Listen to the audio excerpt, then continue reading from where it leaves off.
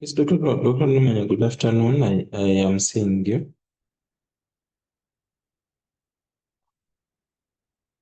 Yeah, you're still mute. Afternoon. Oh, good. Now I can hear you. Okay, there we are. Yeah, that's good. So I All am right. going to ask you, Dr. Bive is here. Dr. Bive, good afternoon. We are trying to prepare for the session. Yes. Okay, no problem. Yeah, hoping you're okay. Okay. Yes, I can take off the video for the time being. Do you want the videos on? At one point, we shall request to have them on. I don't know why mine is just like this. Okay, thank you. Good. Thanks.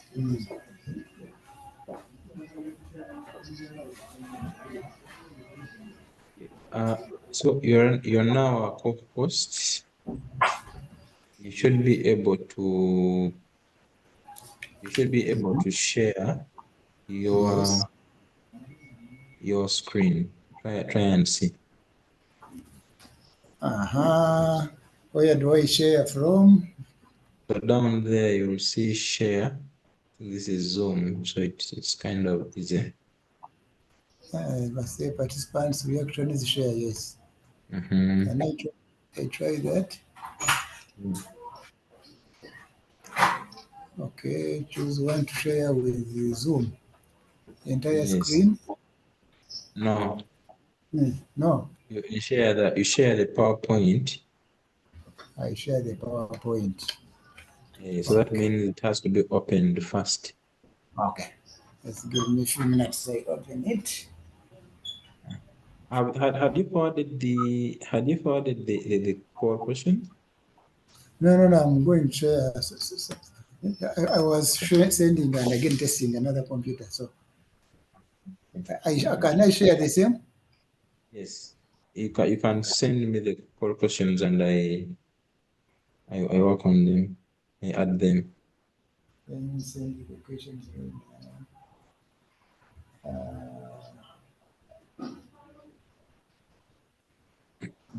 But the camera is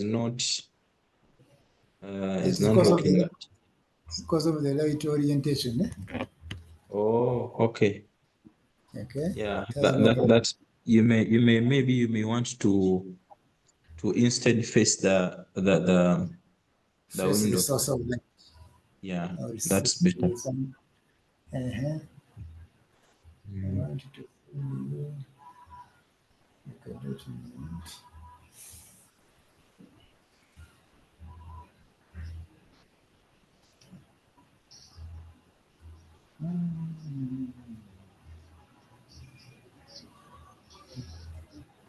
Uh, Let me see the number again. Remind me the number again. Yours? My phone number. Yes, please. I give you my email. Hey, Which email one is is also better fine. for you? The WhatsApp is okay because I'm in Okay. WhatsApp right now. Okay. So my name my number is 0700 0700 56 then 2020. 2020. Yeah. Okay. Let me send.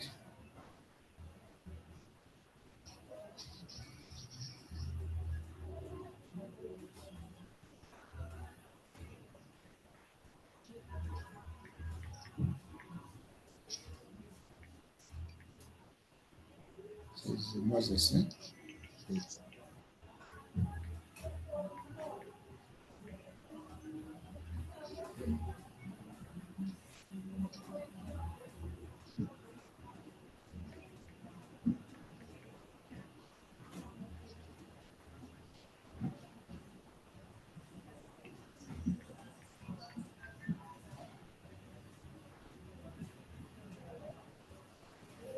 Yes.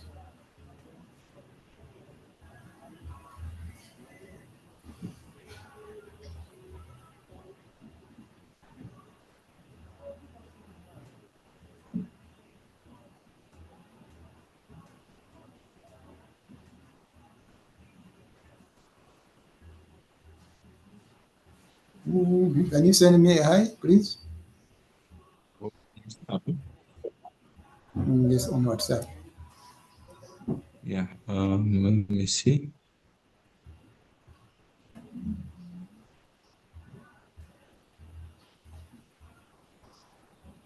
Masawa.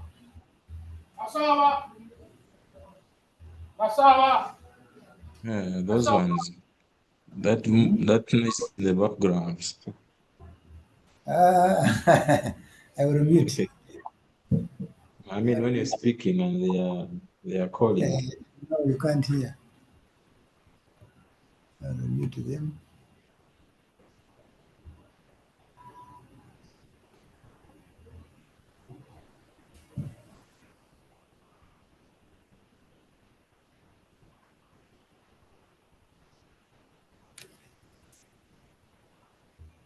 Are you sent? Yes, I've sent you an WhatsApp message. Okay.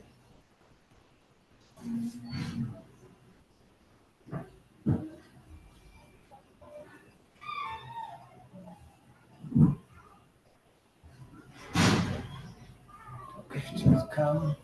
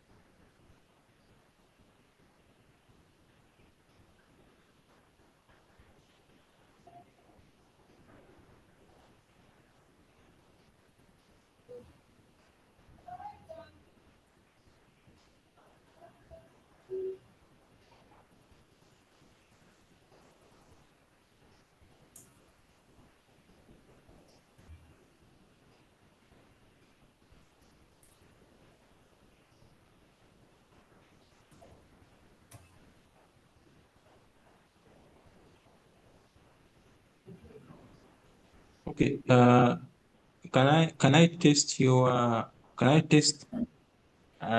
test your screen sharing Screen just to be sharing. very sure? Mm. Are you able to change position Yes, and face the window? That will be the best. I'm going to turn, then we can work.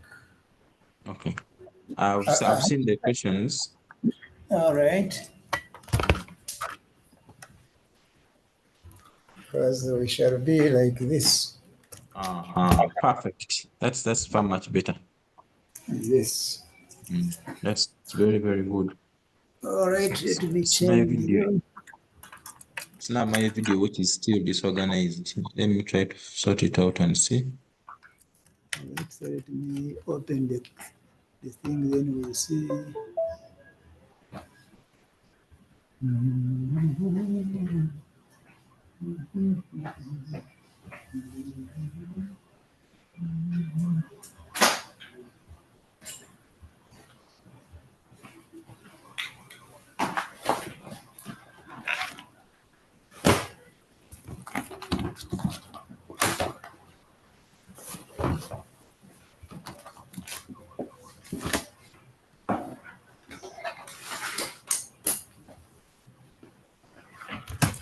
I hope this is able.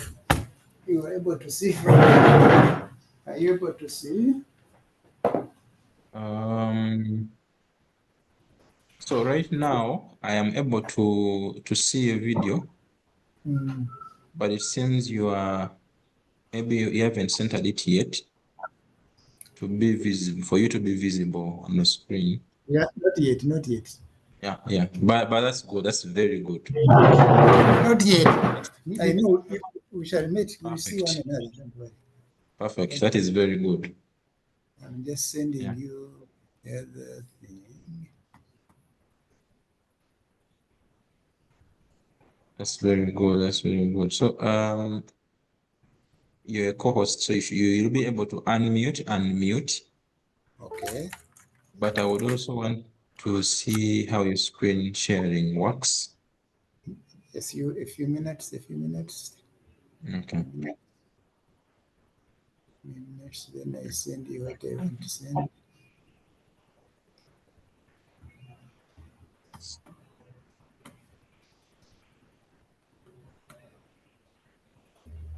Okay.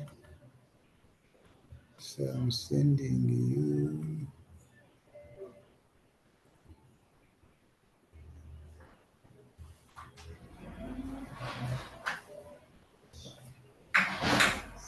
Okay.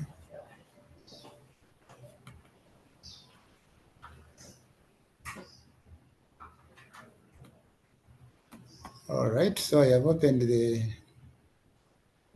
PowerPoint. A PowerPoint, okay? So I'm going to share with you.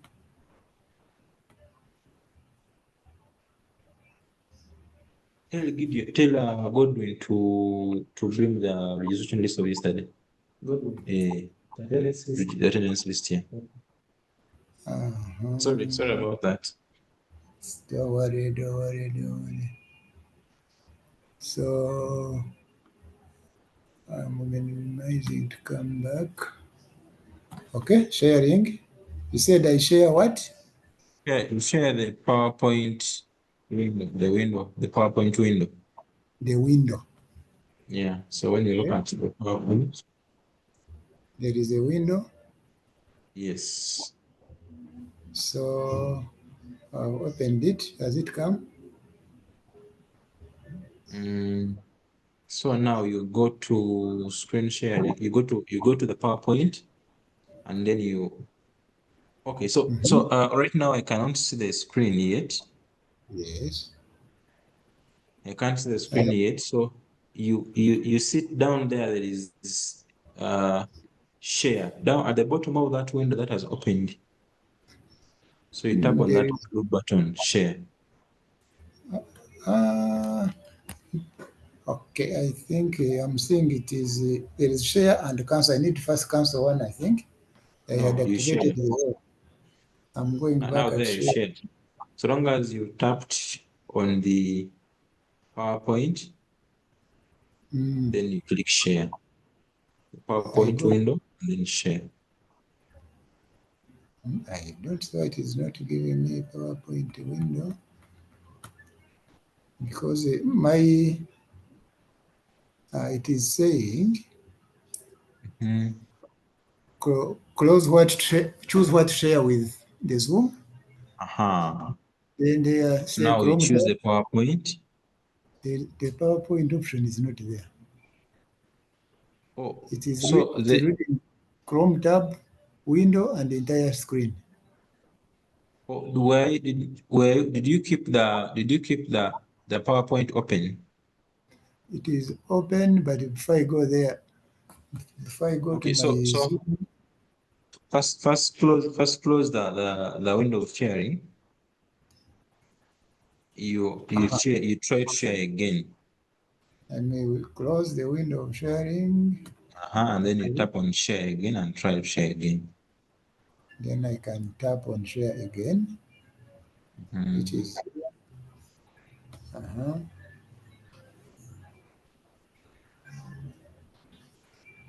Mhm.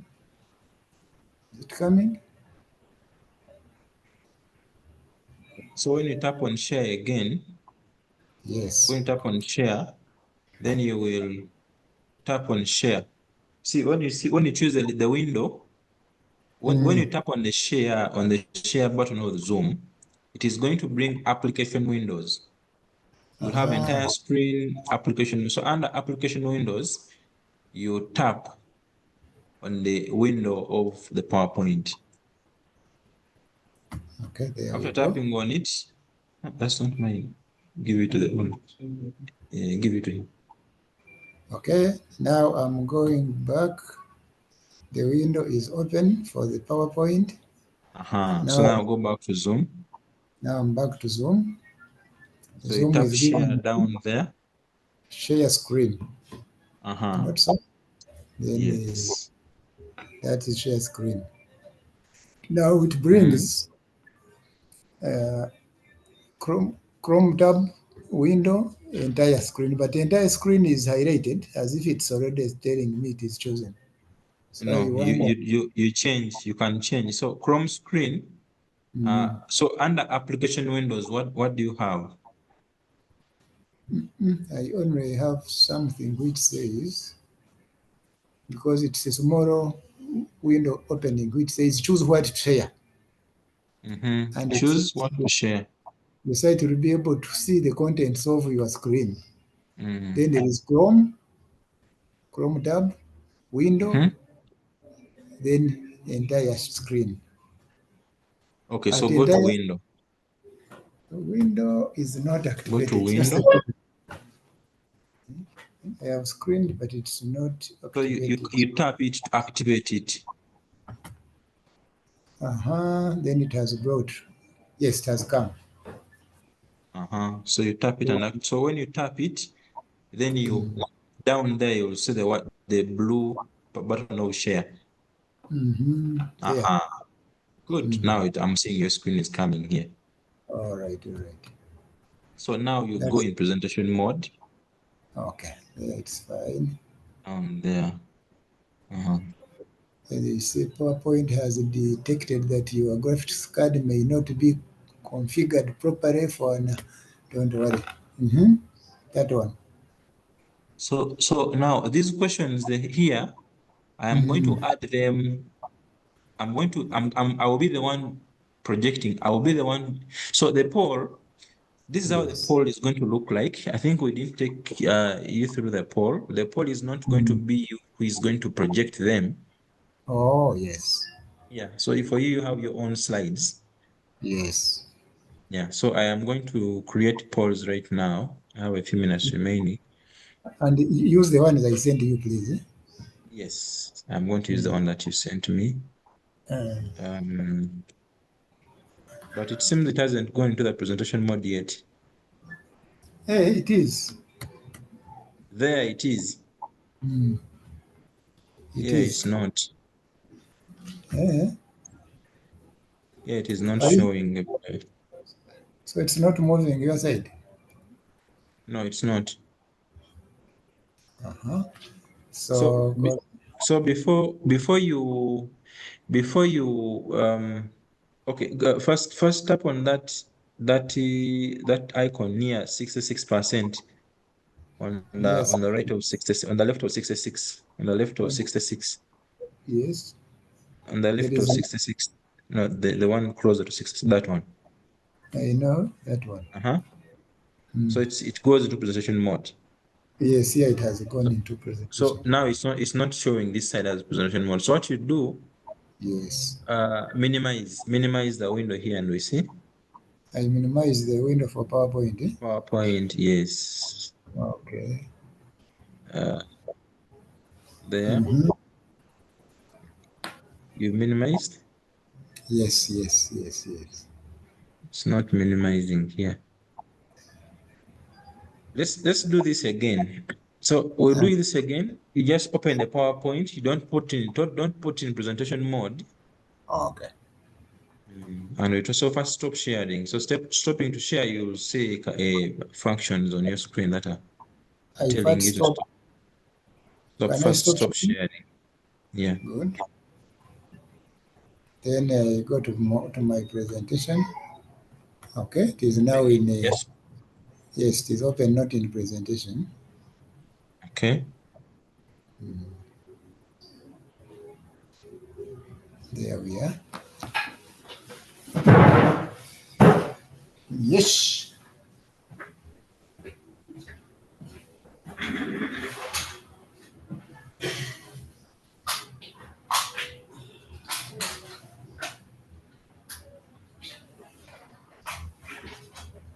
Yes, yes, yes.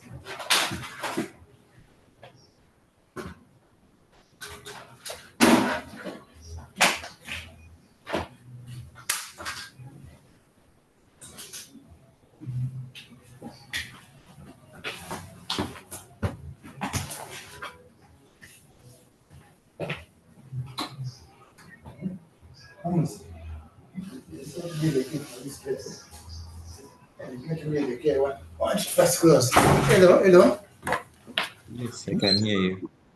Yes. What next? Oh.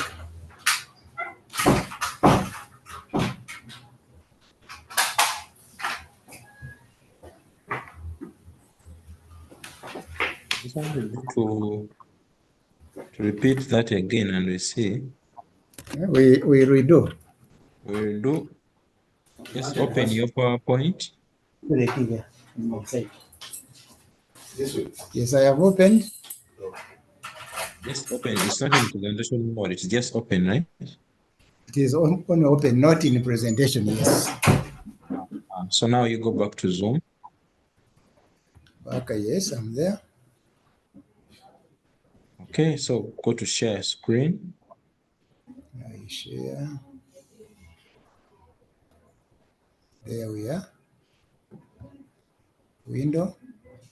Okay, so now you're seeing, go to window. Yes. So after going to window, you choose the window for that PowerPoint, the one you have opened. That one. Yes. Then I share. Yes. Perfect. It's coming here now. So now you go in presentation mode. And then we can present. Mhm. Where? It is there. It is in presentation mode that side, but not this side. Your side it's not, eh? Here it's not. Oh yeah. Okay, so the other solution we can use. Let me first do it this side and let me first do it this side and then see how best can this be done.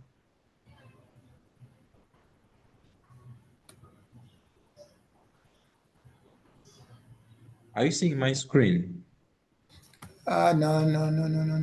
Let me first maybe minimize. Go back to. Okay, I'm seeing your screen. Yes. Okay, so I am going to stop sharing. I just want you to. I'm going to tell you what I'm doing. So what I have done. Yes. I have opened PowerPoint. Make sure that it's only one PowerPoint open. Only one PowerPoint opening. Yes, it is one. Only one PowerPoint open. It's only one PowerPoint open on your PC. Yes, only one. Okay, then so what I've done on this side, I have only one PowerPoint open. The PowerPoint you sent me. Yes. What I'm doing now, I'm going to tap on share screen, and then I'll look at the windows, and I select the window for the PowerPoint UAPCM e-series. Yes. And I share. So what are you seeing on my screen now?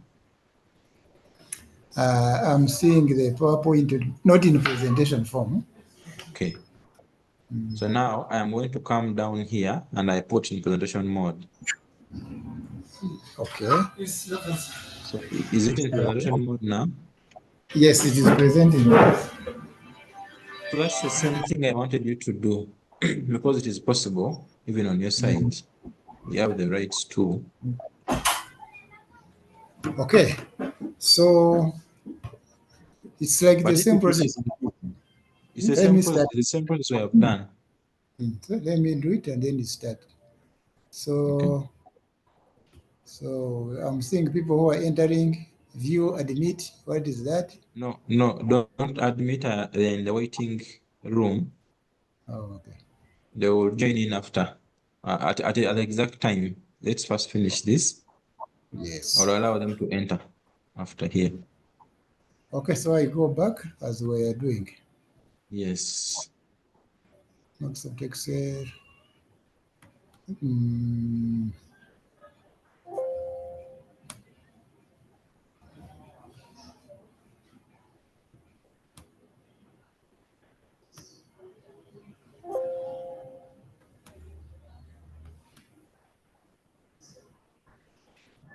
But I would also request for for your slides, just in case things become funny. yes, you I need a can, backup. yeah, sure. So I give you a backup. Huh?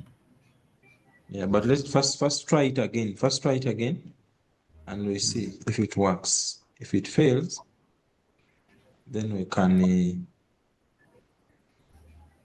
Okay, screen can share. okay.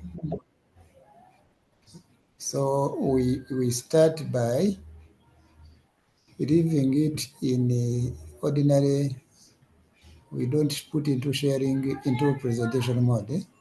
So now you need to reach that stage where you have shared your screen, but it's not in presentation mode yet. All right. So after that, then you can now put it in presentation mode. Mm, Yes.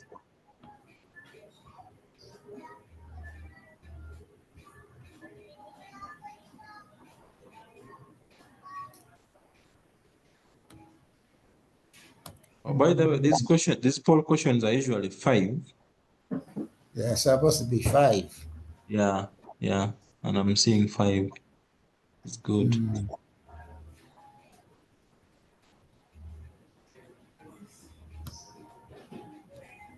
I am seeing your PowerPoint. You seeing my PowerPoint? When I went there, it's No, you okay. cannot see it. I haven't shared my screen, so you should be able to. Mm,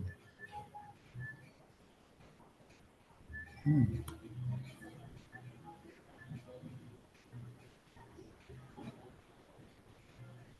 okay.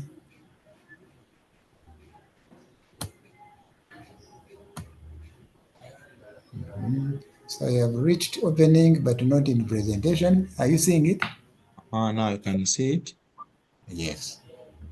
So now I'll put in presentation mode. This is where we've been reaching, and you don't see me at Mm. 66. There. Slideshow. Okay. So now you're in slideshow right now. Now I am. Okay. Are So you seeing it? minimize this window and we see. I minimize this very window. Mm. The window of the PowerPoint. Okay. I've minimized it. Okay. Close it and we see. Close the window. Mm. No, it's not right, but I just want. Okay. Have you? Okay. Has it gone? So now put this one in the presentation mode. This one in presentation.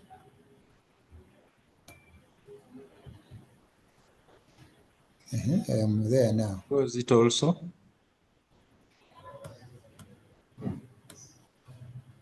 It seems it's disturbing, you know. It has closed. Let's close it. Okay. So because I still don't see it this side. What, you are not seeing it? I didn't see it. But I close it. Um Can you open again and we try again? I don't know what we're going to do because it seems it's going to disturb. Sure. Okay, we go back, open it, because I have now to open it. Yeah, first open it and we see. Okay, I've opened it in the non-presentation. Then I So go back put it to now. First yeah? put it in presentation mode. I start with presentation. Yes. The entire screen is now presentation.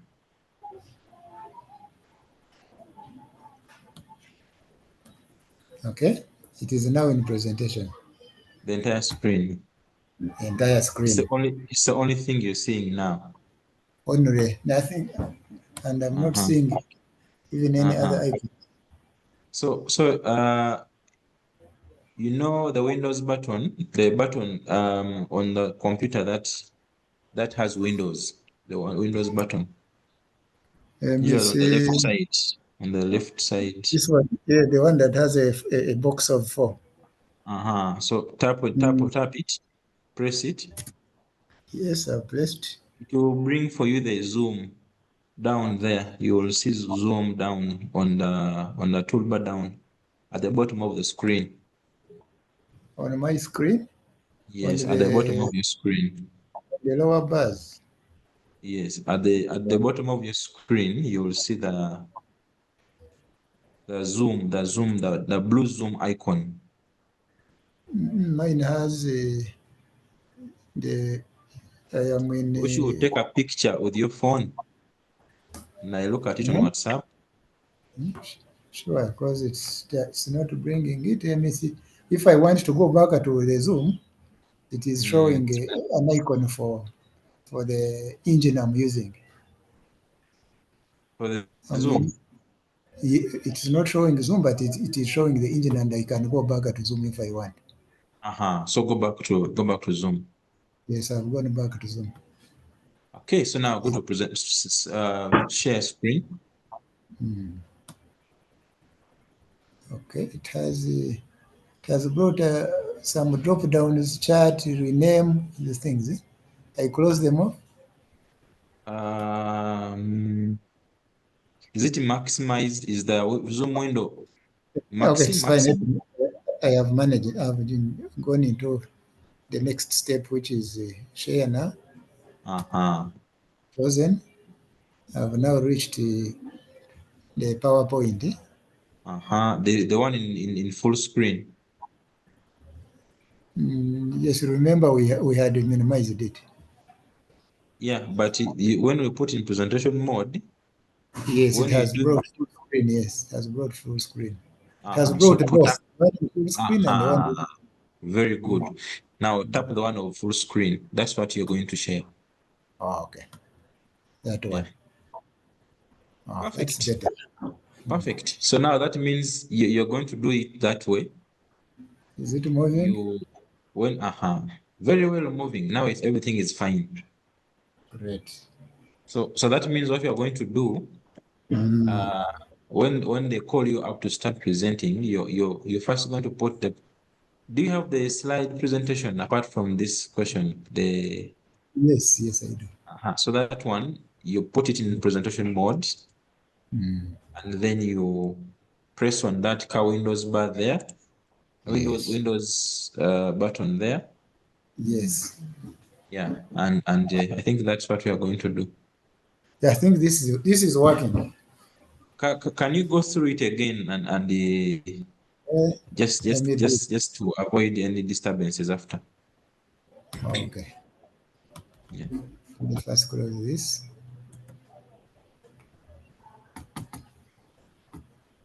Okay. So here we are. So I'm going to put it in presentation. Here it Mm, is. Then go back okay. to my Windows.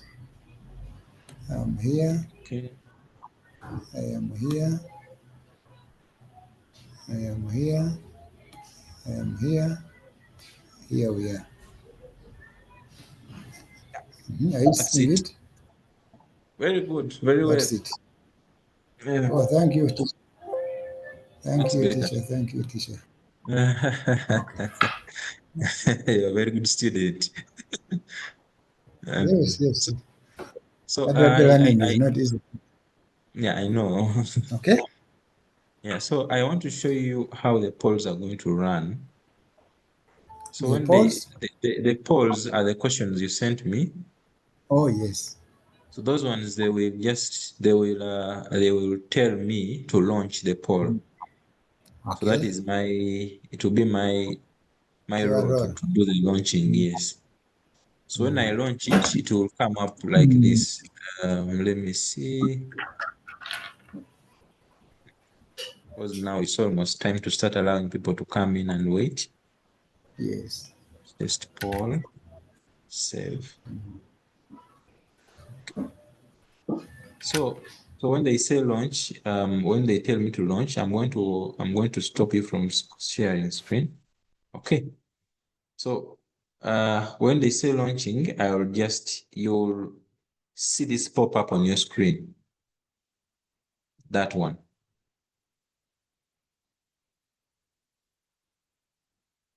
Has anything appeared on your Zoom screen?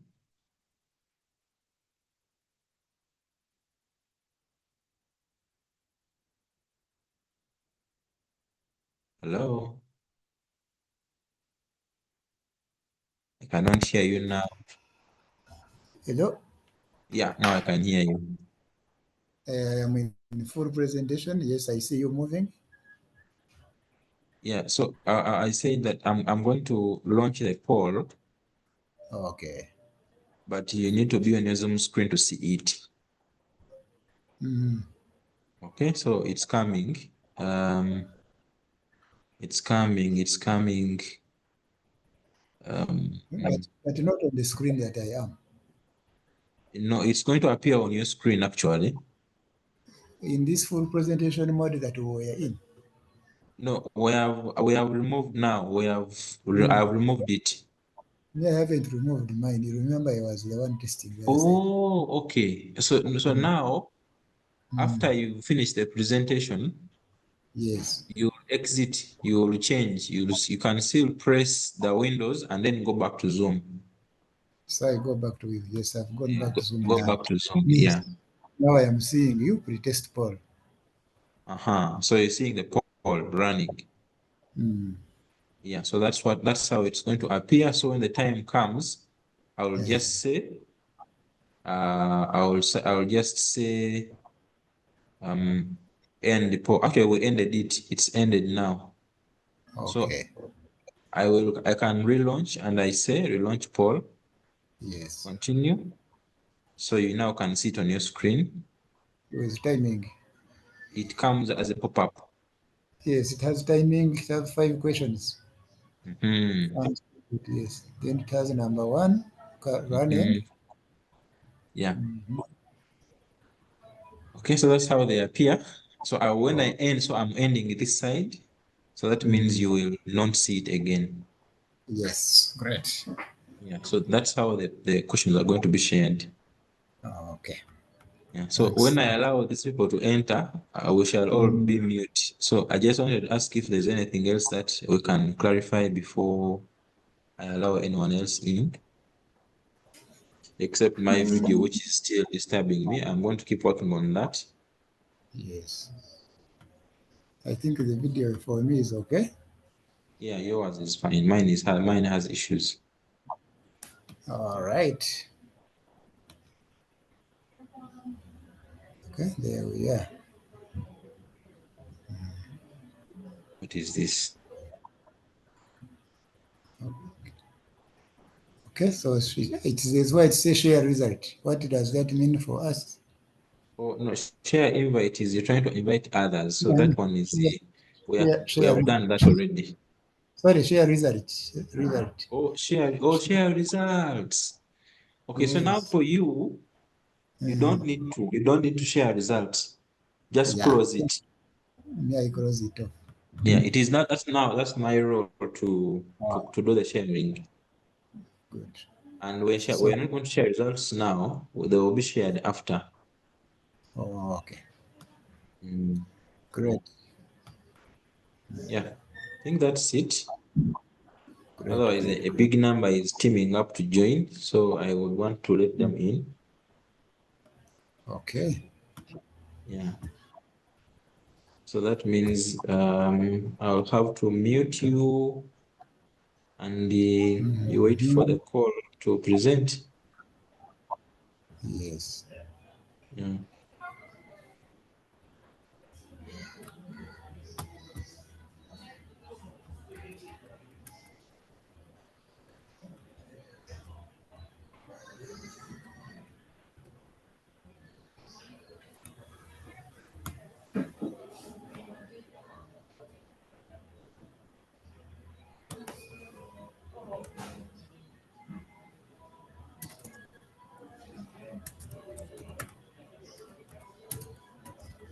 That's very difficult.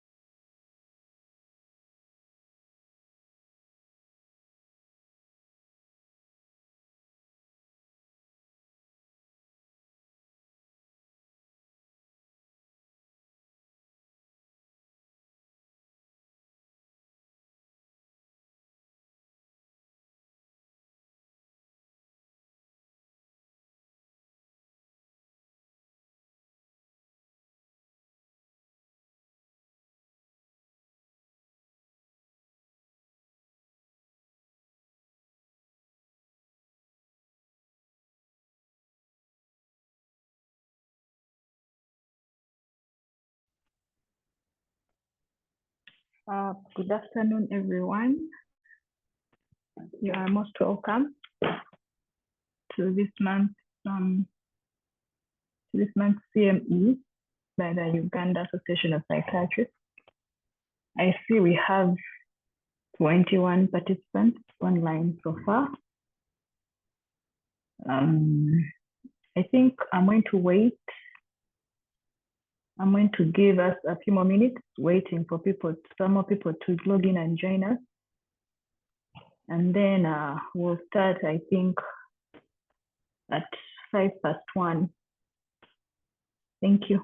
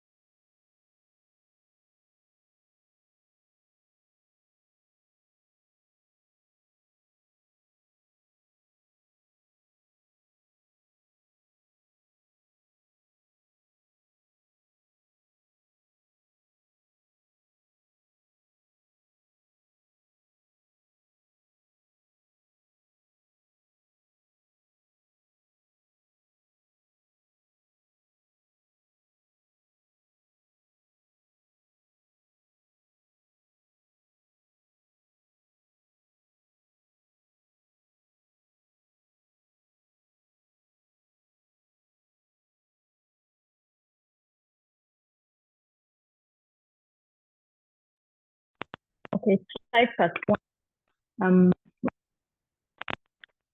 Once again, then Good afternoon. Good afternoon, members. I hope you can hear me.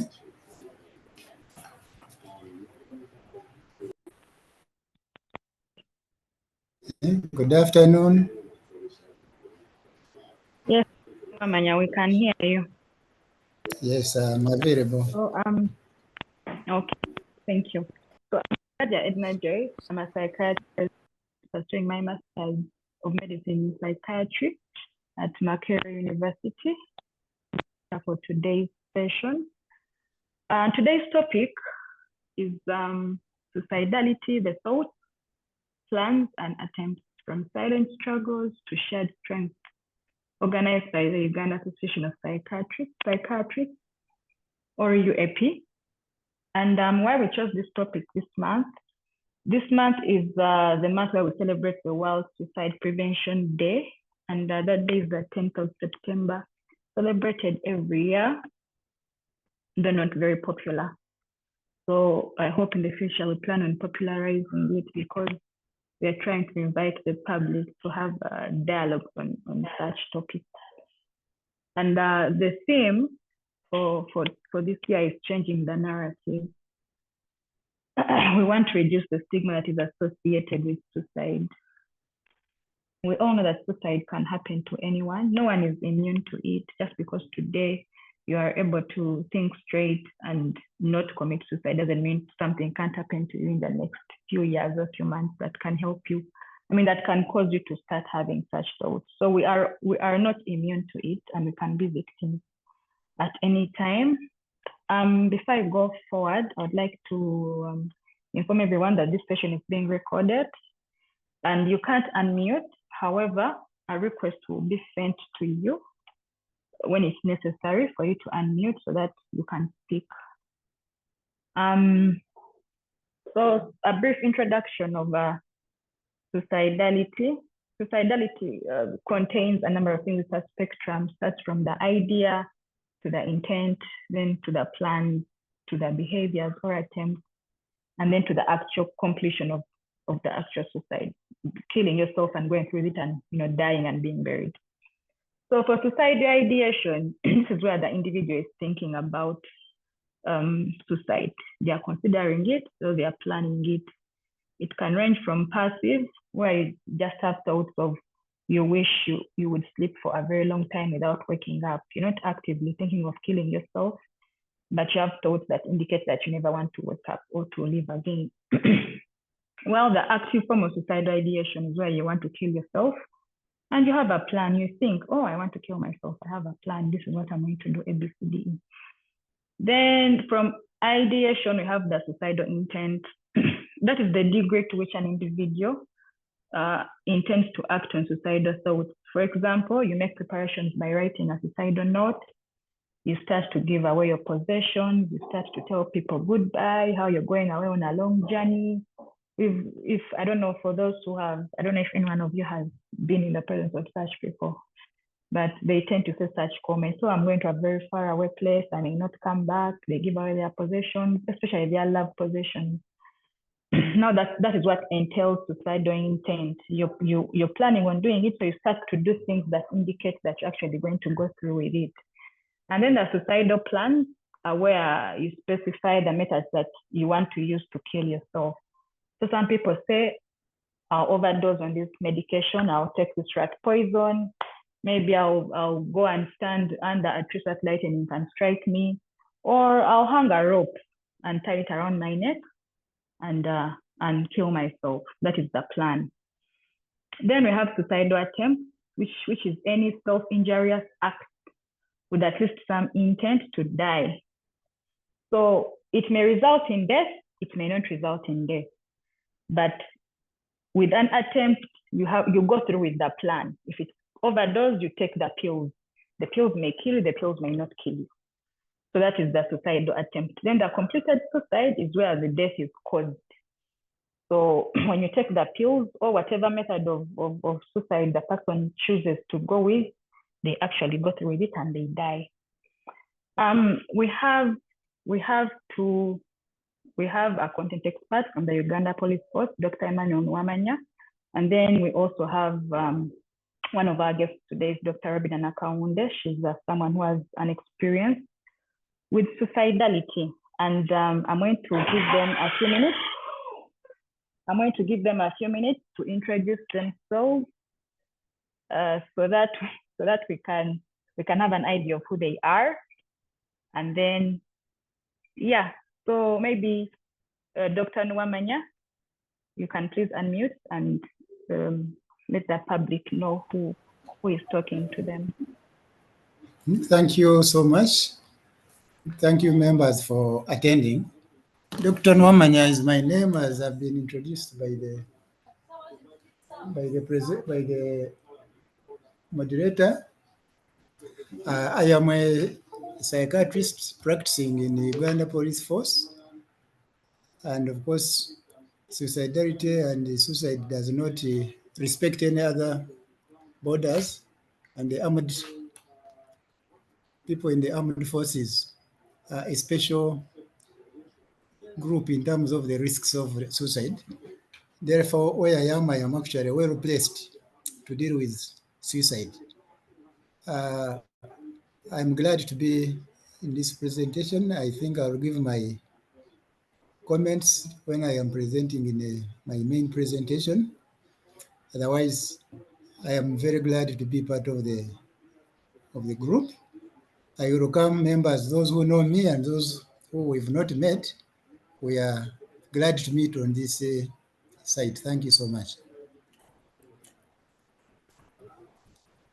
Thank you, Dr. Nwamanya, for that introduction. Next, I'll give Dr. Robina a minute to introduce herself. Dr. Nakaunde Robina is she's a medical doctor by training and a PhD candidate at Stellenbosch University in South Africa. She's doing research focusing on the immune system, lung function, and imaging outcomes in people previously treated for tuberculosis. So Dr. Robina is driven by a passion for treating populations and not just individuals.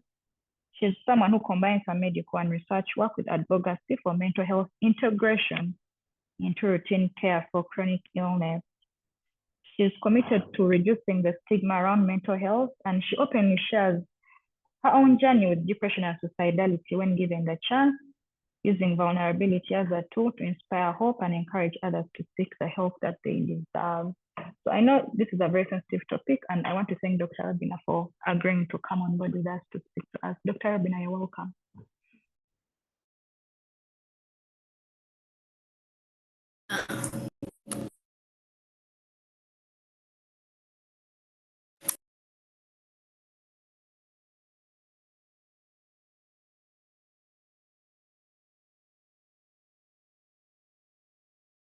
While Dr. Robina is getting ready to speak, we have a pre-test poll. Please take time to answer those questions. You don't have to Google the answers. We just want baseline knowledge from the people who are attending so that we can use it to see if there's been any learning outcome at the end of the session.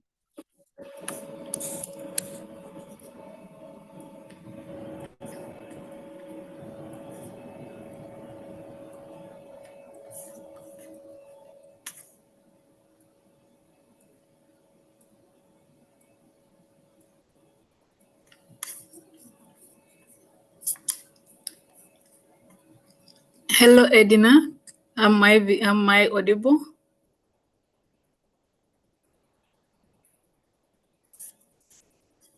Yes, you're very audible. Okay, Yes, thank you're you. audible, Dr. Nakaunde. Okay, thank you for the introduction.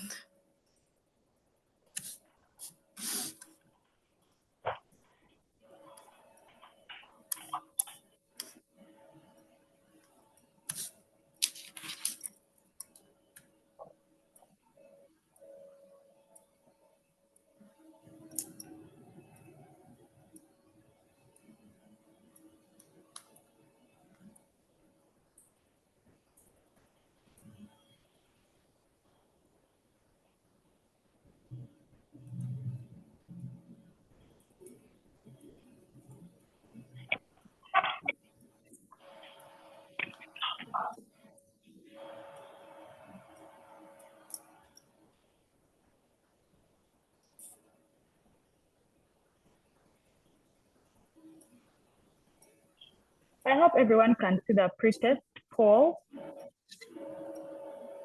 Dr. Nakaunde, we can't hear you.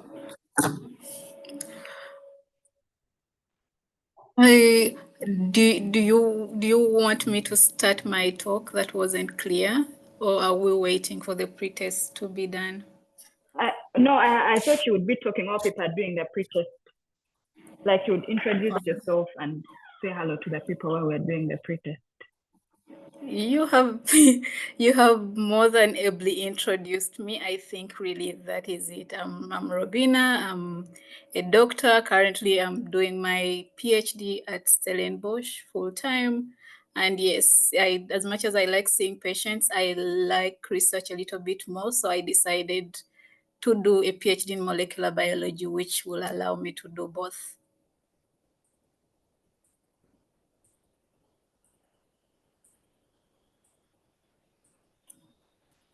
Okay, it's a pleasure to see you. Thank you for God with us. While we are finishing up the pretest, I'm going to share some of the expectations that were shared by the participants on the call.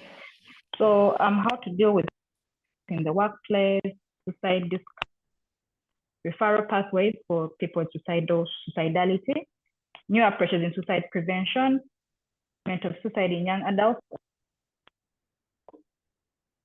causes and remedies of suicide, how to negate a suicidal thought, better predict who is at risk of suicide, and other visible integrated mental health supporters, learn skills in suicide, outreach activities, and society, support patients.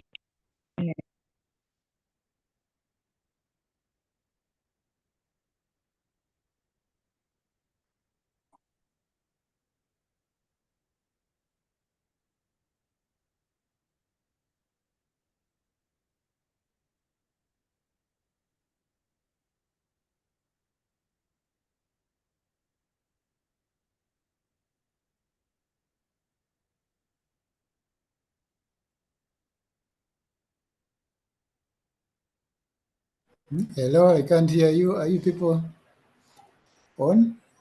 Let's give Dr. The moderator a few more seconds. Maybe she's having internet issues. But as she is joining in, I'm going to relaunch the pretest. Kindly look at your screen. I am going to relaunch the pretest poll as she comes in.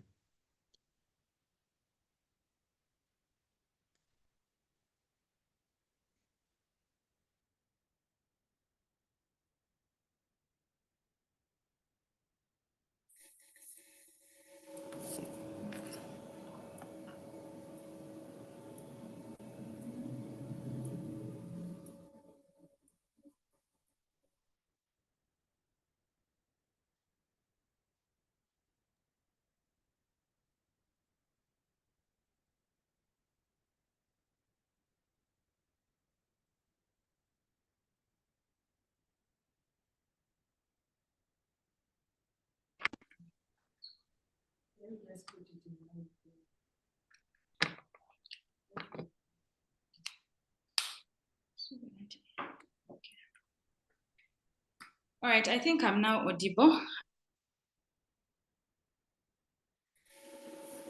Yeah, we can hear you now.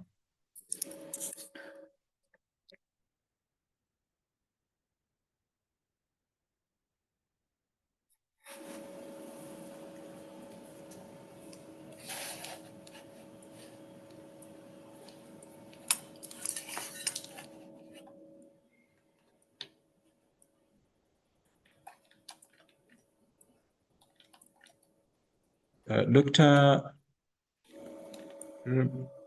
we're not hearing you. Am I audible now? Yes, you're now audible. You're now audible. I think Dr. Robin can go ahead. Okay, I was just talking about the expectations of the very different participants who have joined in on the call. And many of them involve people want to know how to deal with poor mental health, suicide discussion, referral pathways, approaches in suicide prevention, management of suicide in young adults at the lower health facility level, causes and remedies of suicide, how to negate a suicidal thought, to predict who is at risk of suicide and offer feasible integrated mental health support services, to learn skills in discussing suicide, message for outreach activities, knowledge about management and prevention of suicidal thoughts, how to identify suicidality early, then how to support patients with suicidal tendencies, more knowledge in assessing patients with psychological issues, and room for interaction and knowing the causes of suicide. Yes, among others. So I'm hoping that they'll all be tackled. I'm going to invite Dr. Robina to share with us her experience, after which Dr. Nwamanya will speak. Thank you. Thank you so much, Joyce. I think I'll leave my camera on so people can put a face to my voice. I'm sure most people have never met me. Okay, so I'll say good afternoon, everyone. When I was invited, I was instructed to describe a suicidal episode. And this is hard for me because for me, it was never an episode or a moment of weakness, but rather it has been a persistent, lifelong struggle.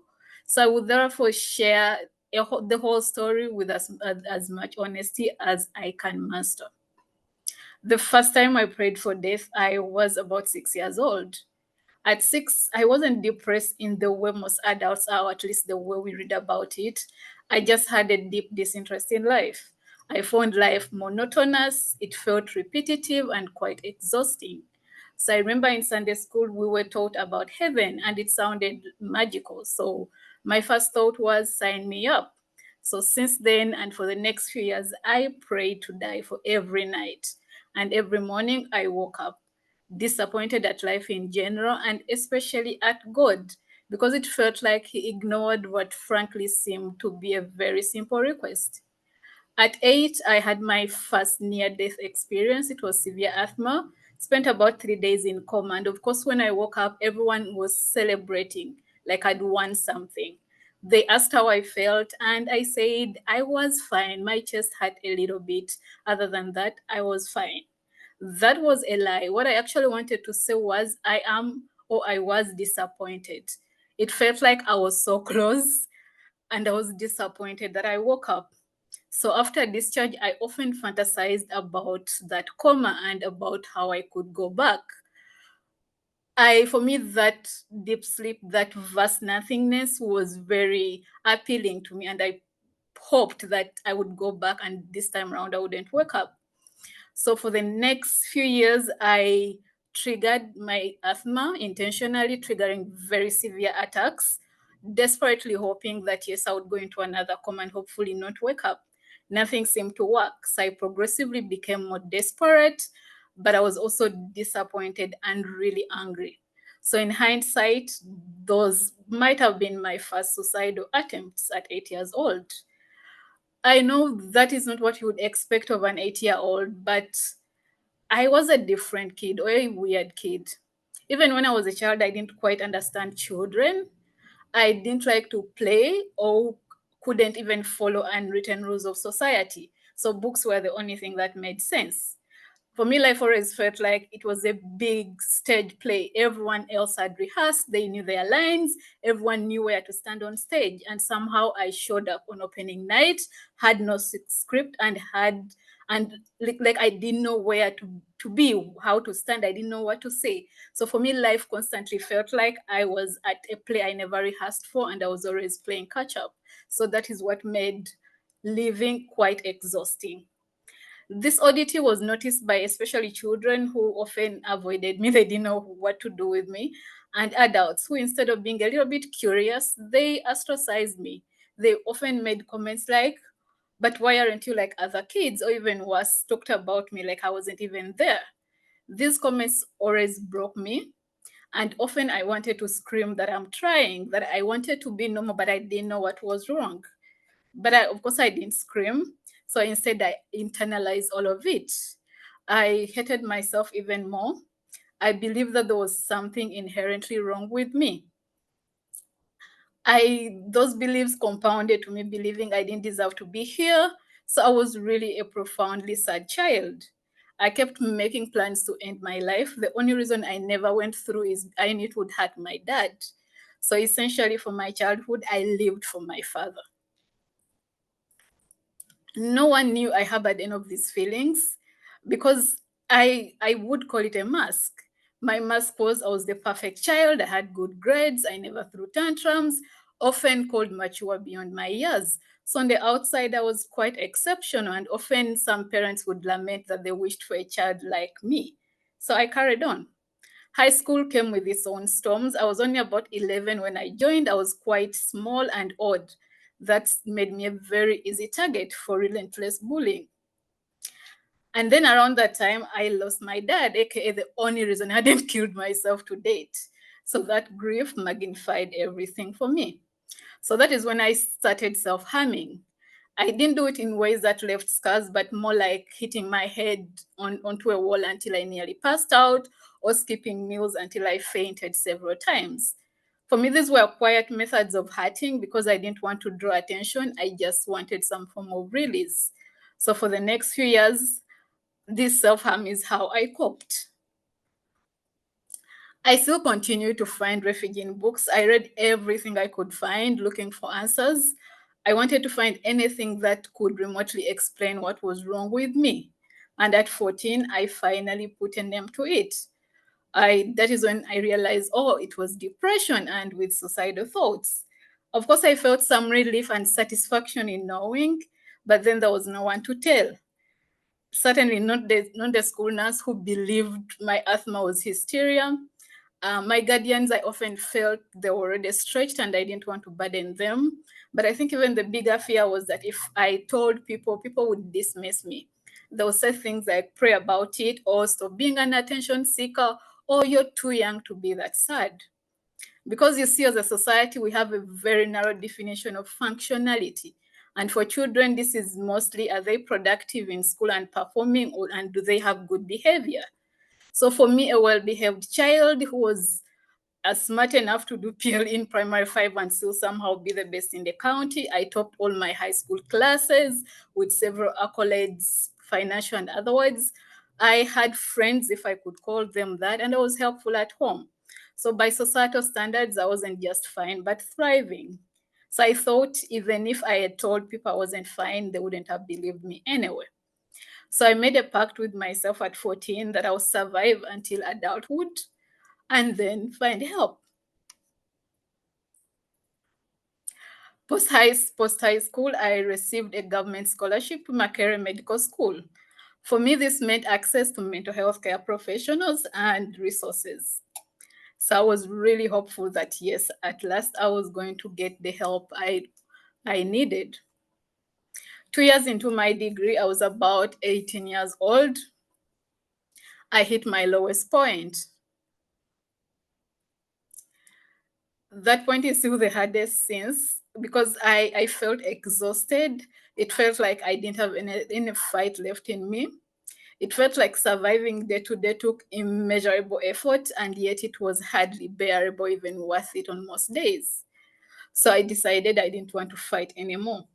Ironically, making that decision at last gave me so much relief and clarity. So I just skipped my next classes, bought a few pills, and returned to Africa Hall.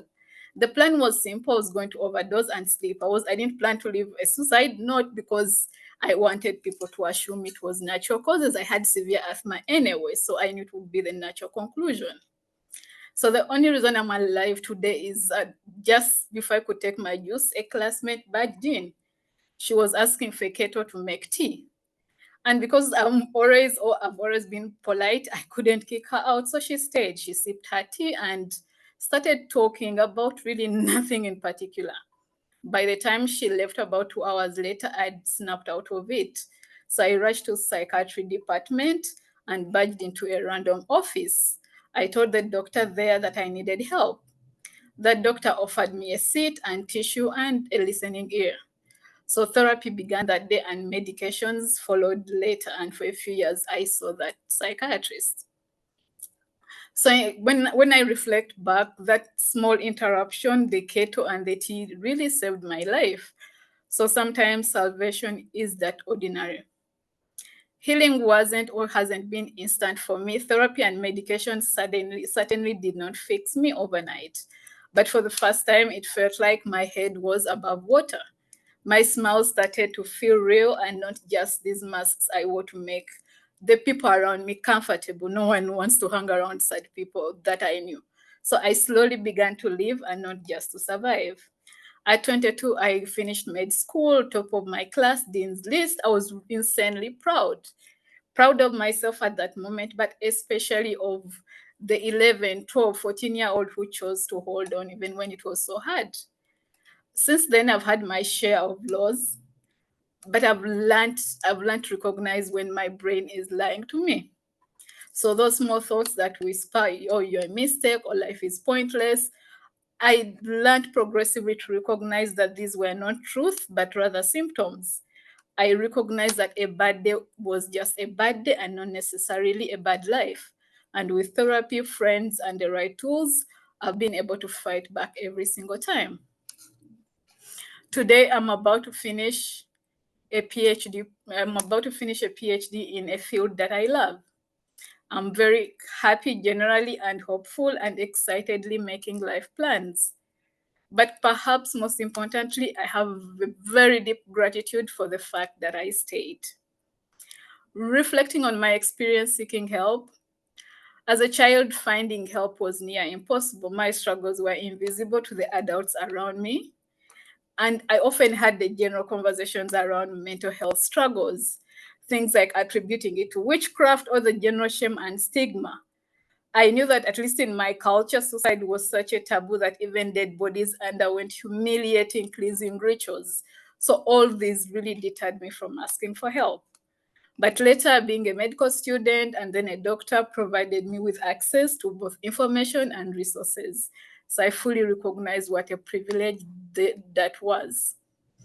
But still, my biggest challenge was that even with this access to care, like something always felt unfinished. It always felt like I didn't have answers. The diagnoses that I had at that time, major depression, generalized anxiety, PTSD, they did explain a lot, but not quite everything. Suddenly, they didn't explain why I was odd.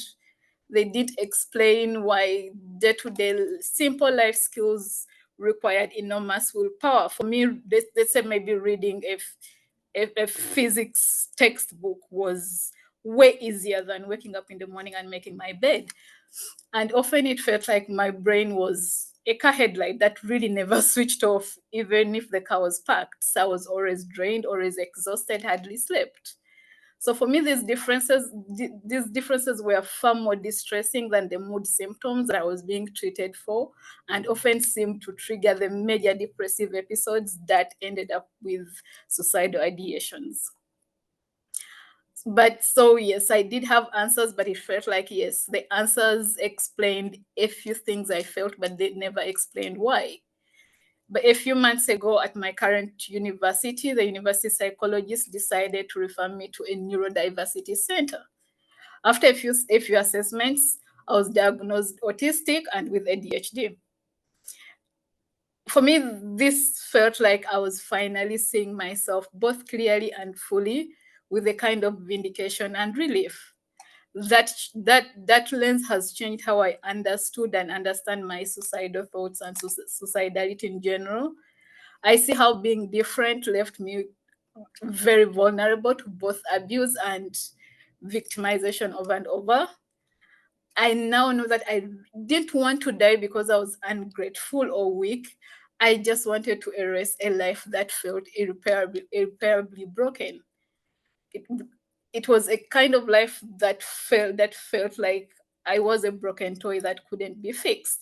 So essentially, I wanted to kill the parts of me that I could not fix or that I did not understand.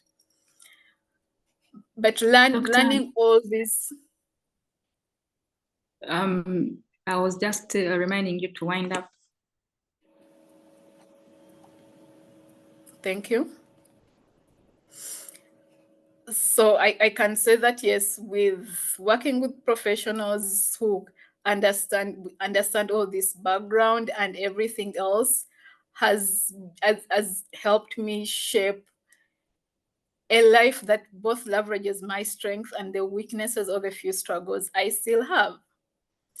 So why am I sharing all this with you? I believe that putting a human face to some of these struggles creates a space for meaningful discussions.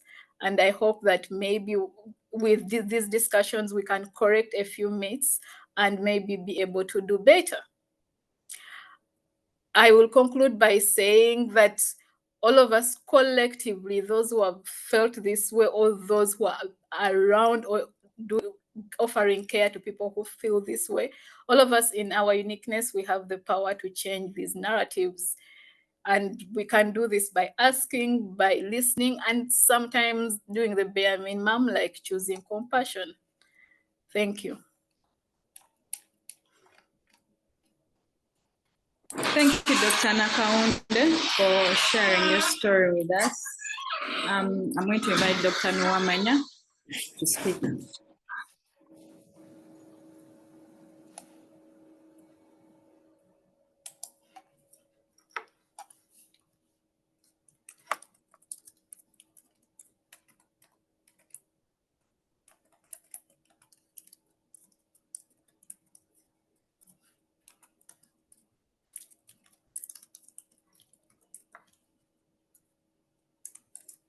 Good afternoon, members.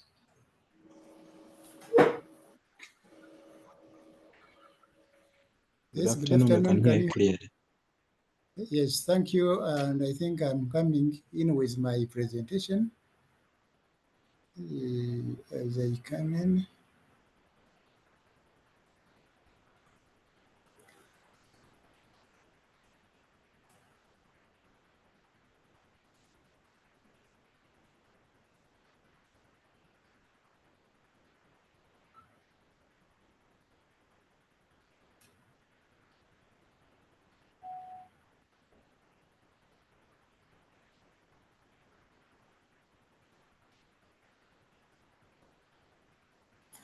Okay.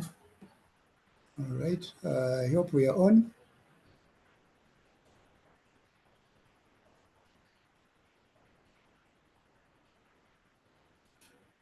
Yes, we are on, Dr. Nwamanya. We are not seeing the screen yet. All right. Just can we...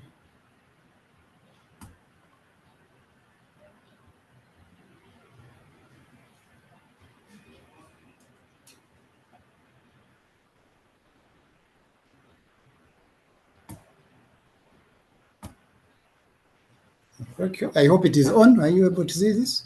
Yes, we can see now. Yes, go ahead. Thank you so much. Yes, good afternoon once again. So I'll go through a few facts about the suicidality in this approach. So we should, so far we've been able to hear a few facts about the causes, about the presentation. I think previous speakers have been able to cover a few facts about how to prevent it. So I'm going to discuss how we can define. There are quite a number of definitions, but we look at the common ones and the ones that are authentic according to the literature.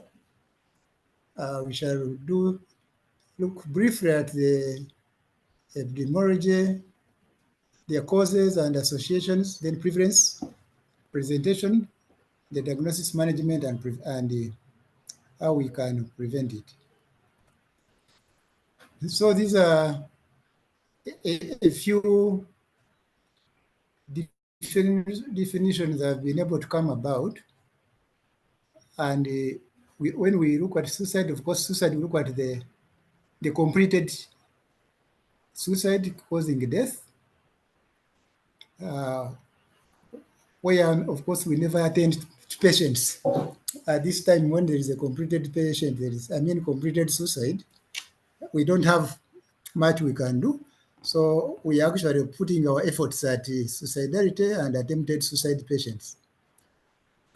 So suicidality, we look at a spectrum of behaviors as described by Robina, the thoughts, the intentions that are actually related to suicide, and it encompasses quite a range. It also have even connotations of society, culture, and their values. Because what one culture may interpret as a suicidal behavior, then you may find in another one it is not as clear. So we look at suicidal ideation, which is usually recurrent thoughts of death. They may be without a specific plan or even an attempt of committing suicide. Some definitions that I've sought out include the ICD-11, which says the suicidal ideation can be in form of thoughts, ideas, or ruminations about the possibility of ending one's life. And they might actually be as someone thinking that life would be much better off dead than when they are still living. And this, of course, has something to do with the imagination that life after death is much better than what they're experiencing when alive. The same as we have really heard from our previous presenter. DSM-4/5, of course, also has these definitions about the suicidal thoughts. Risk factors are quite several, but they can fall into a narrower group of three. The psychiatric disorders, as all we know, that up to 95% of suicides and suicide attempts, at least the people have a mental disorder.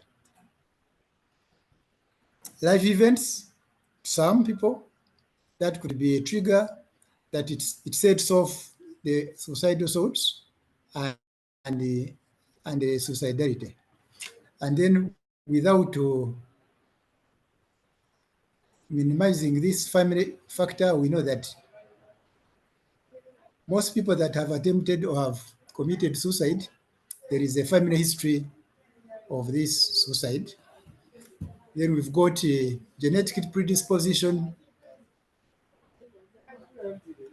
and then neurodevelopmental disorders. Yes, we need to actually ascertain the risk factors if we are likely to come up with the prevention strategies for against suicide and being able to help people that have risks. So to prevent one of the emergencies, especially in mental health, we must know that the predictability of suicide is always factored in so that we do not miss those warning signs. We must be able to assess for the factors that are likely to lead to such preventable death.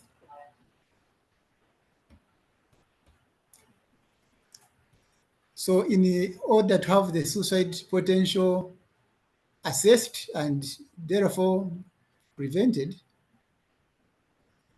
of course, we need to take the psychiatric history, as we have known, of the life, the most predisposing risks that a person have are likely to be listed when we take history. We're able to know about the family, about the life events that would have actually left diverse memories and as a result created some kind of attitude towards life for that person. We know that both adult and especially adolescent age can be affected by life events that have taken place. And more so these days when we have got internet and online interaction of strangers that may be of different behavior, have not made any relationship that can actually attract any sympathy to their targeted victims. So these ones are quite common, especially with this era, I think, of technology. We need to do a mental state examination so that we are able to know the gravity and the effects that the suicidal ideation has reached, so that we see whether it is actually mild, it's early, but it is also likely that someone may have severe symptoms, but when actually they are not yet very overt. We need to ask about the suicidality features to be able to assess the prevailing thoughts, the intentions, the plans, or if there has been any suicidal attempt in the past. What is the extent of suicidality, suicidal ideation, and attempts? So I looked at some data available. This is from the actually Uganda National Institute for Public Health. In 2016-2017 review, they had a suicide rate estimated at 19 for every 100,000 people. This is almost a recent review that we may think hasn't changed much. The suicide attempt was also classified that. Dr. Nwamanya, Yes. sorry to interrupt. We have 7 minutes. Okay. Yes, so the rates, we can see they are being classified in males and females, and the death was more among the males, which is many times a common finding. The 400 cases of suicide were actually recorded also 2020 alone, and this is notable in rural areas according to the crime report released by the police force for the year 2021. The global picture, we are looking at up to 700,000 lives being lost via suicide as of 2029, which translates into almost 2,000 deaths per day. This is quite some amount. What are the implications to suicide? I mean of suicide to society. So we look at the possibility of losing life. We look at the emotional distress that is left to the family or to the person, the survivors themselves. We look at the family members, as I've talked about, then the health conditions that are underlying. The cause, as we all aware, there is no causative effect that is very specific. And most of them are actually associations that are both, some are biological, others are sociological, or some are actually genetic. So we shall look at these. We've got the levels of integration, we've got the internalized anguish or anger, or the psychodynamics that someone is trying to usher out a revenge that has been inbuilt in them, or thinks they are going for better life and releasing the suffering. We know that also biological, we have got neurotransmitters that are somehow involved in this depression and suicidal tendencies. The warning signs, I think we have heard about them, and this is what they include. And then warning signs are always obvious. They are not always obvious. Some actually have silent signs that may not be detected. A very good case that has been actually presented by our previous presenter. How do we manage this? Yes, we should always make sure we actually, as much as possible, remove the possible cause of death from the potential person. We can do counseling, both religious, but we can also do psychological, as well as biological interventions. So this is about prevention. Efforts to prevent may occur at the individual, at the relationship, community, or society level. We should strategize at all that level so that we are able to reach out to many potential people.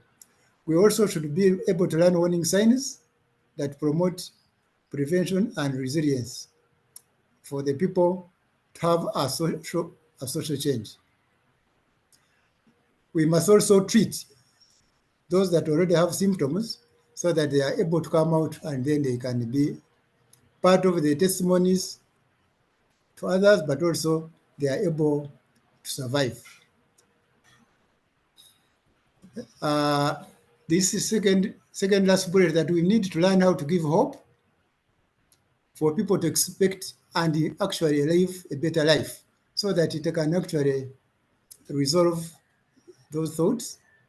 And then where someone is experiencing these suicidal thoughts and is likely to actually go ahead and commit suicide, we encourage them to have access to emergency hotlines.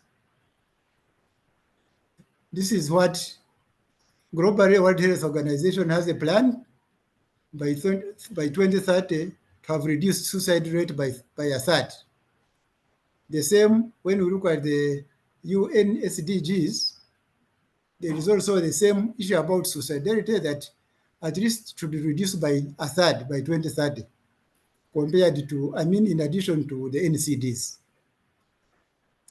Good enough, there is a trend of decline in suicide rates for the last 20 years, although we think this decrease can still be more. It hasn't reached the target of a third.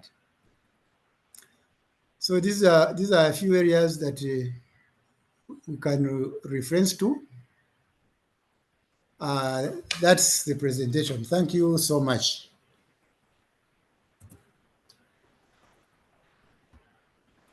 Yes, are we on? Thank you, Dr. Nuamanya, for that presentation. I hope we have picked a thing or two from our presenters. I'd like to invite questions from the public for either Dr. Nuamanya or Dr. Nakaonde. In the meantime, we're also going to have our post-test running, and the link for the CPT will be shared. Feel free to raise your hand so that I can send you a request to unmute in case you have a question or a comment.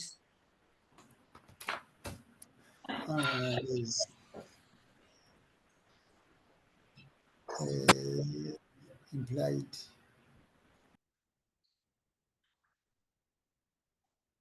Yes, excuse. Yes, can I go on?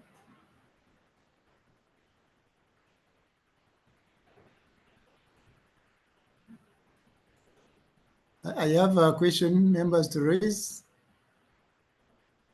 Yes, please, Dr. Nuamanya. Thank you so much. My concern goes to Robina. Given that she's both a professional and also a survivor, how does she assess the implied stigma, which is actually at times, which is from within the self-implied, but also what would term as actually the real stigma. Are they real for her, or how has she been able to cope with that complex situation of being both a professional and also being a survivor? Thank you so much. Thank you, Dr. Nwamanya. Yes, I recognize, yes, the stigma is quite there, but like for me, and this is also the thing I tell the people, because for me, mental health struggles are not that different from other physical struggles. If someone broke their leg and they are using crutches to walk, we don't laugh at them, do we? So I also feel like someone taking medications for their depression is exactly the same way. So for me, even when I started looking for help at 17, 18, and doctor is like, oh, you will benefit from antidepressants, I didn't think there was anything wrong with it. For me, it was almost the same as taking paracetamol for my headache. So I still also approach it the same way for my patients. You are sick, the same way your liver might not function well, the same way your other organs might fail once in a while and need support. It's the same way your brain does at times. And I find that it works for some. Thank you.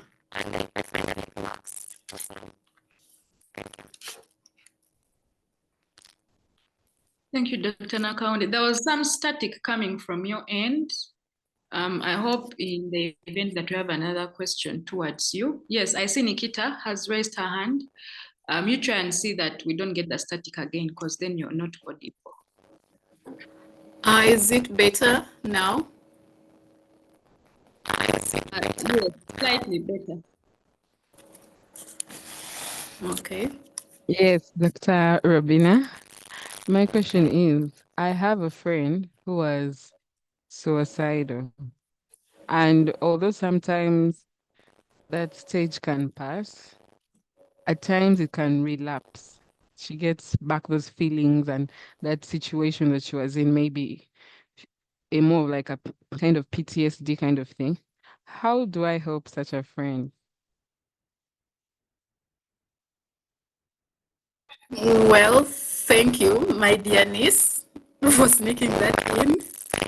Yeah, I think one of the challenges we assume that once you get help or once you talk about these Dr. things, you Nakaundi, get fixed. we're still getting the static on your end. Is everyone else getting it? Because your thingy has been having challenges, and I'm in a very quiet conference room, so there shouldn't be any static. Yeah, it's kind of an echo. It's kind of an echo that follows your voice. Oh yeah. I don't know Okay, if you can. that might be the conference room. But yes, I can try maybe to speak a little bit slower, so I'm legible. And am I legible now? Yeah, go ahead. Okay.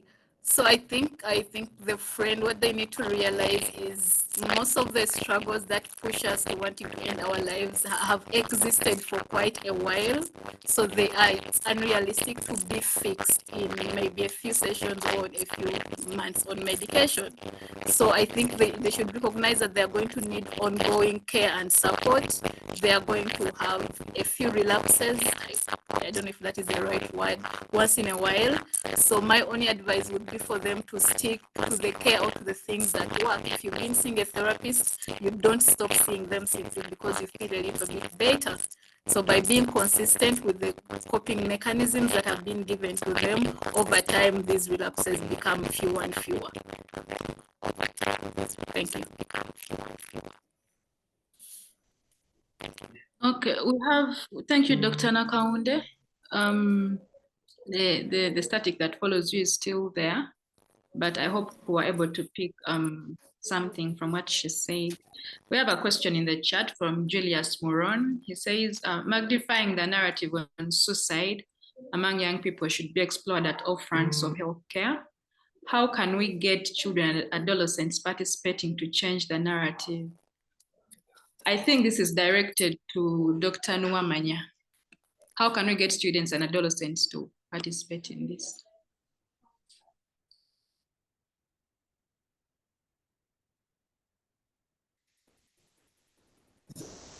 Thank you, colleagues and Dr. Moron. Suicidality in adolescents is now actually at higher rates because of what we have talked about modern technology, especially online. And I think the best approach now, one is to make sure that especially people in the learning stages at schools and other training institutions, we need actually as psychiatrists to have a component on mental health and suicide risk assessment and prevention of suicide at schools. But also, we need to make sure that we have got a lot of outreaches that can go both for identification of those that already have the risks, but also peer education among the young people and adolescents. I think that's the way to go, because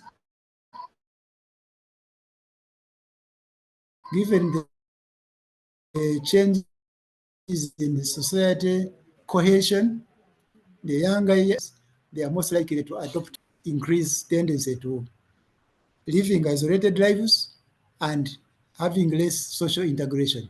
Thank you so much.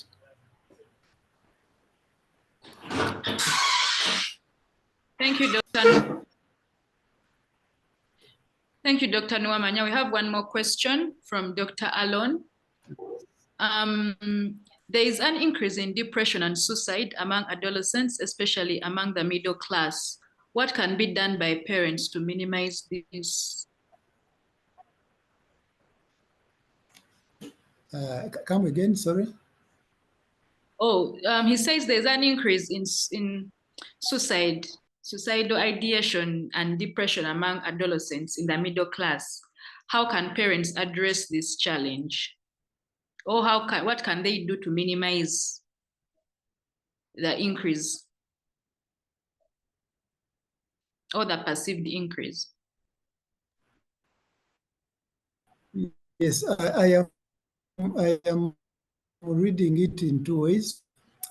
Is it the children that are getting challenged because of the social and middle class, or the parents themselves? Because The if we are to do increase, with the children, yeah, it's because the middle class. Yes.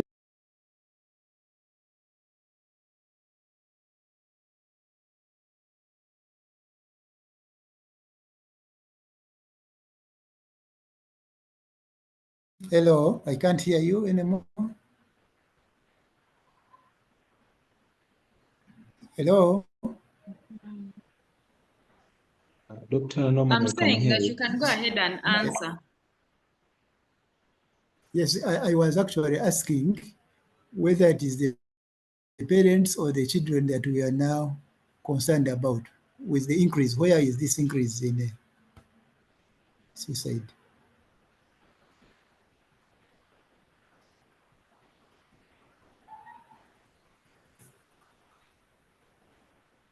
Please, Let me ask Dr. Moses, Dr. can you Let me come ask again? Miss Dr. Moses?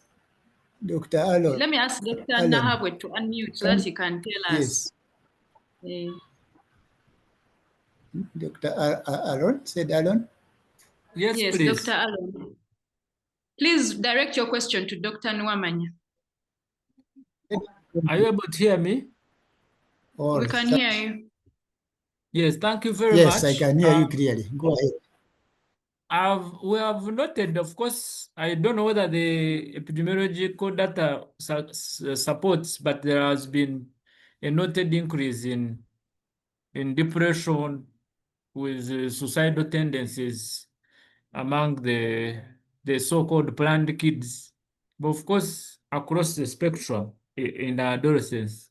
What can parents do to minimize this at home, in the families? That was my question. Over to you. Oh, it's clear. Thank you, Doctor. This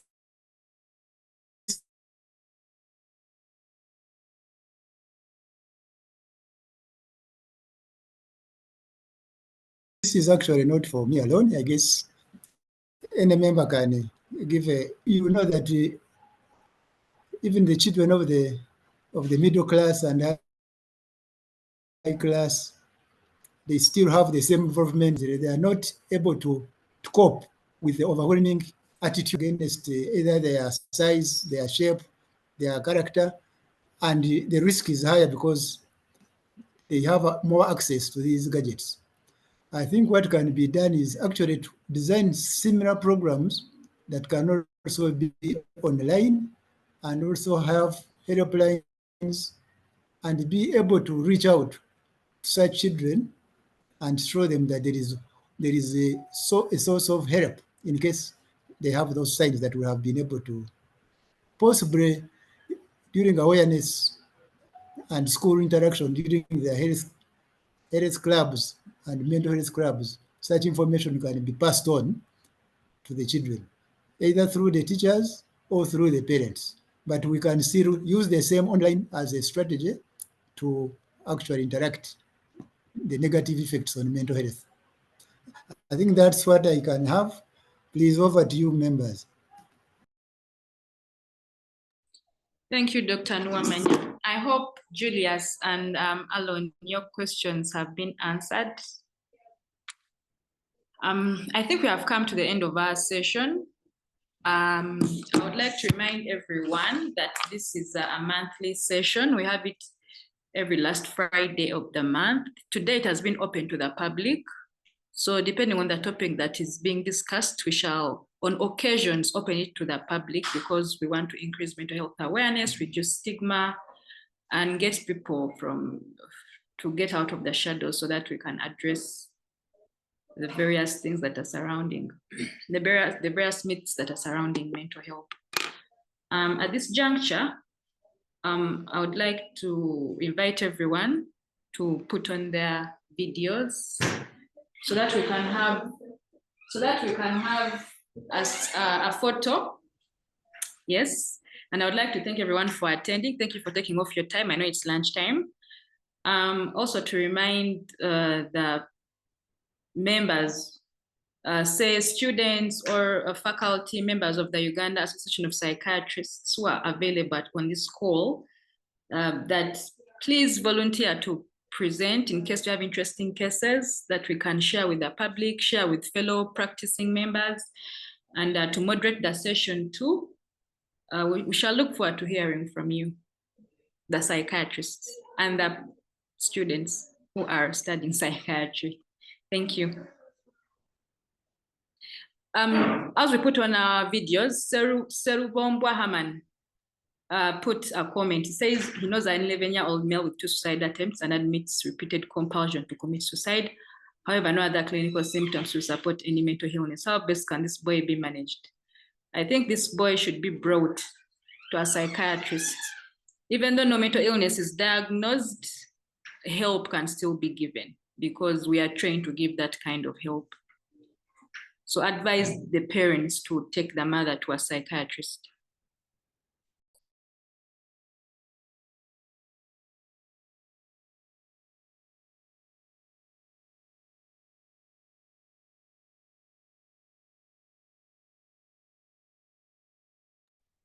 Okay, I'm taking screenshots. Let's turn on our videos.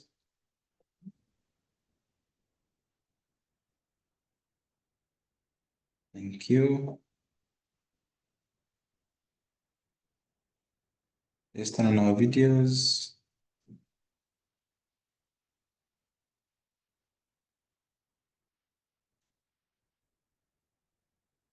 Mine is a bit funny, but I request everyone to turn on their videos. Okay, taking the first one. 2 more remaining.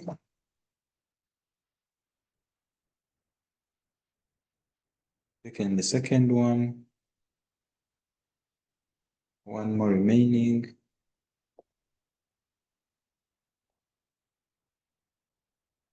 Second, the last one. Thank you so much.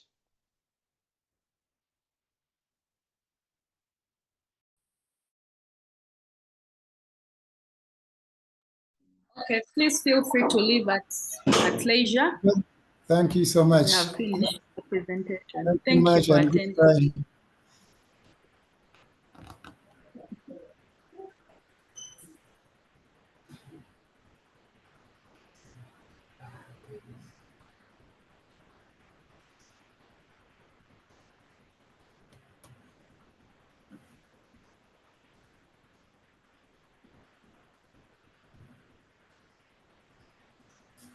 Yes.